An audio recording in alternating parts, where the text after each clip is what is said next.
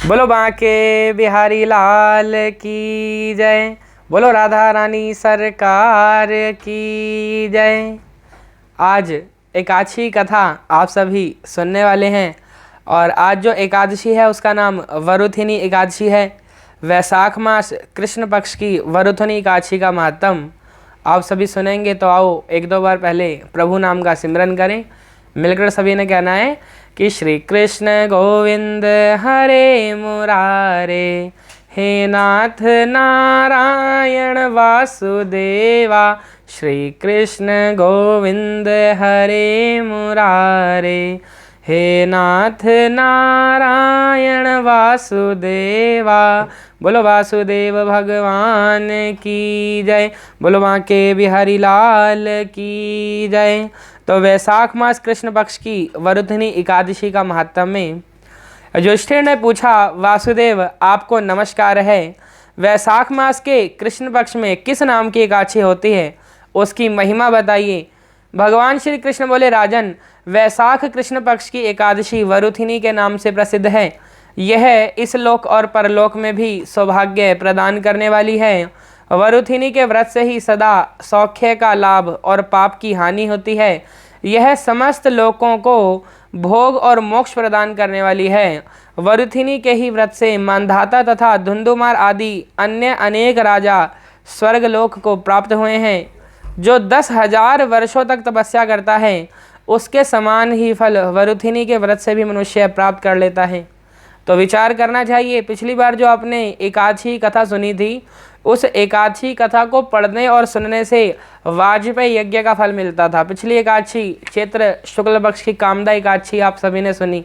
और इस व्रत का प्रभाव क्या है कि इस व्रत के प्रभाव का बताया कि 10,000 वर्षों तक जो जीव तपस्या करता है तो उतना ही लाभ केवल वरुथिनी एकादशी के व्रत से भी मनुष्य प्राप्त कर लेता है। नृपश्रेष्ठ घोड़े के दान से हाथी का दान श्रेष्ठ है और भूमि दान उससे भी बड़ा है। भूमि दान से भी अधिक महत्व तिल दान का है। तिल दान से ही बढ़कर स्वर्ण दान और स्वर्ण दान से ही बढ़कर अन्न दान है, क्योंकि देवता पितर तथा मनुष्यों को अन्न से ही तृप्ति होती है। ये समझने का प्रयास करना चाहिए। देखो, दान के विषय में लोगों को संशय होता है कि कितना दान करें, कैसे दान करें। अगर हम थोड़ा बहुत भी दान करते हैं तो वो भी उसी वस्तु का पूर्ण दान और पूर्ण लाभ देने वाला माना जाता है। जैसे यहाँ पे बताया तिल दान, अब तिल का कोई बोरा मंदिर में हवन के लिए आहुति के लिए दान करे वो भी तिल दान होता है। और अगर कोई केवल तिल का लड्डू या बर्फी दान के 4 अधिकारियों में से किसी एक को खिला दे तो वो भी तिल का दान कहलाता है। जैसे दान के 4 अधिकारी हैं, ब्राह्मण को दान दिया जाता है और जवाई को दान दिया जाता है और सन्यासी को दान दिया जाता है और चौथा राजा को दान दिया जाता है। दान को गिफ्ट की तरह हम जब कोई चीज़ किसी को देते हैं तो वो दान कहलाती है। तो अब यहाँ पे बताया कि तिल दान जो है वो उससे बढ़कर स्वर्ण दान है और स्वर्ण दान से ही बढ़कर जो महत्व है वो अन्न दान का है। तो प्रयास जीव को करना चाहिए कि थोड़ा बहुत जितना हो सके अपनी शक्ति के अनुसार, अपनी सामर्थ्य के अनुसार अवश्य में जीव को करना चाहिए। बताया क्योंकि देवता पितर तथा मनुष्यों को अन्न से ही तृप्ति होती है। विद्वान पुरुषों ने कन्या दान को भी अन्न दान के ही समान बताया है। कन्या दान के तुल्य ही धेनु का दान है। यह साक्षात भगवान का ही कथन है।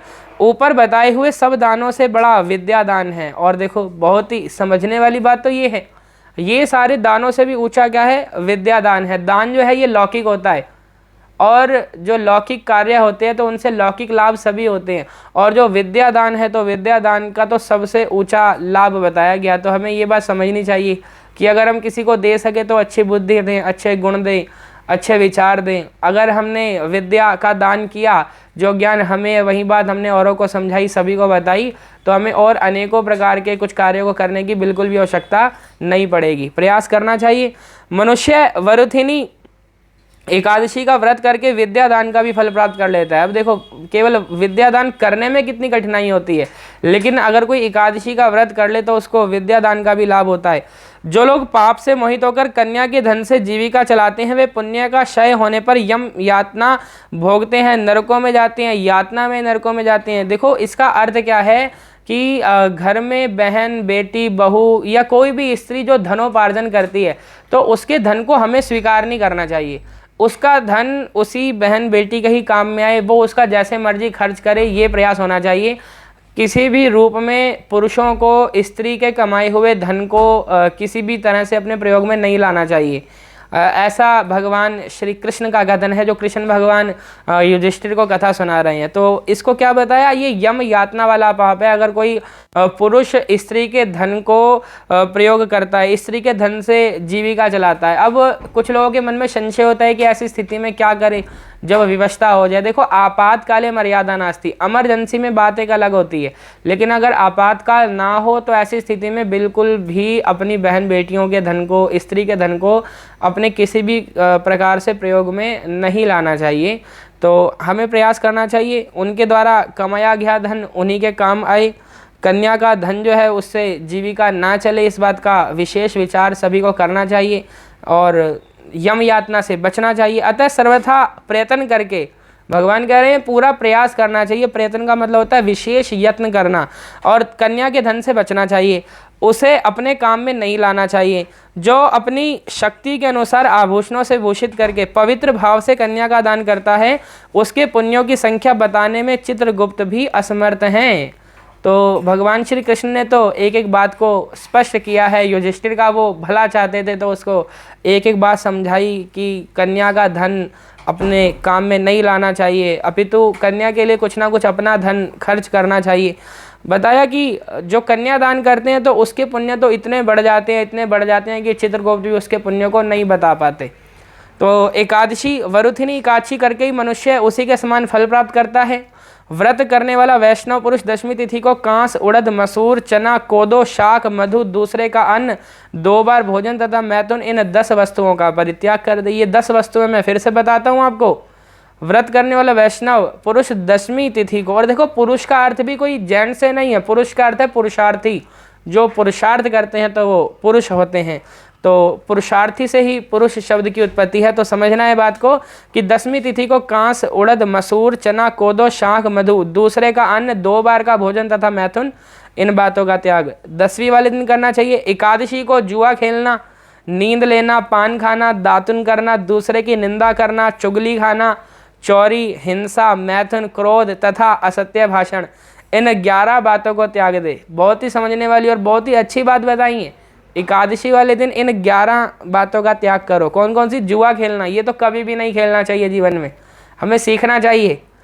कृष्ण भगवान युधिष्ठिर को इसलिए बोल रहे हैं, उसको बहुत शौक था जुआ खेलने का, और उस जुए के कारण उसको इतनी परेशानी, इतनी तकलीफ उठानी पड़ी कि संसार के लोगों की तो बात ही क्या है, जो तुच्छ बुद्धि के हैं। बताया नींद लेना, पान खाना, दातुन करना, दूसरे की निंदा करना, चुगली खाना, चोरी, हिंसा, मैथुन, क्रोध तथा असत्य भाषण, इन 11 बातों को त्याग दे। द्वादशी को कांस, उड़द, शराब, मधु, तेल, पतितों से वार्तालाप, व्यायाम, परदेश गमन, 2 बार भोजन, मैथुन, बैल की पीठ पर सवारी और मसूर, इन 12 वस्तुओं को त्याग कर। ये 12 वस्तुएं फिर से बताता हूँ, जो द्वादशी वाले दिन अर्थात एकादशी के अगले दिन, जो एकादशी का व्रत होता है ये दशमी के सूर्यास्त से शुरू हो जाता है और द्वादशी के सूर्योदय तक चलता है। तो अब द्वादशी वाले दिन क्या क्या छोड़ना है आप सुने ध्यान से कि कांस, उड़द, शराब, मधु, तेल, पतितों से वार्तालाप, गंदे लोगों से बात नहीं करनी चाहिए, और ये तो कभी भी नहीं करनी चाहिए। व्यायाम, परदेश गमन, 2 बार भोजन, मैथुन, बैल की पीठ पर सवारी और मसूर, इन 12 वस्तुओं का त्याग करें। राजन, इस विधि से वरुथिनी एकादशी की जाती है। रात को जागरण करके जो भगवान मधुसूदन का पूजन करते हैं वे सब पापों से मुक्त हो परम गति को प्राप्त होते हैं। अतः पाप भीरु मनुष्यों को पूर्ण प्रयत्न करके इस एकादशी का व्रत करना चाहिए। यमराज से डरने वाले मनुष्य अवश्य ही वरुथिनी का व्रत करें। राजन, इसके पढ़ने और सुनने से ही सहस्र गौ दान का फल मिलता है और मनुष्य सब पापों से मुक्त होकर विष्णु लोक में प्रतिष्ठित होता है। बोलो बांके बिहारी लाल की जय। देखो कितना सुंदर भाव यहाँ पर कृष्ण भगवान ने बताया। कृष्ण जी कहते हैं कि इस कथा को कोई सुनता है, कोई सुनाता है, कोई पढ़ता है तो उसको भी सहस्र गौ दान का लाभ मिलता है।